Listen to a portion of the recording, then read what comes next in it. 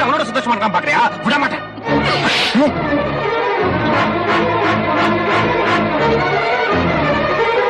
என்னடி புருஷனை அடிக்கிறியா நீ? யார் புருஷன்? பொண்டாட்டிய வாழ்க்கையில பாதியும் மனசுல பாதியும் நினைக்கிறவன் தான் புருஷன். தினம் ஒரு ஆம்பளை கூட என்ன சேர்த்து வச்சு பேசுனியே, நீ எல்லாம் ஒரு புருஷனா?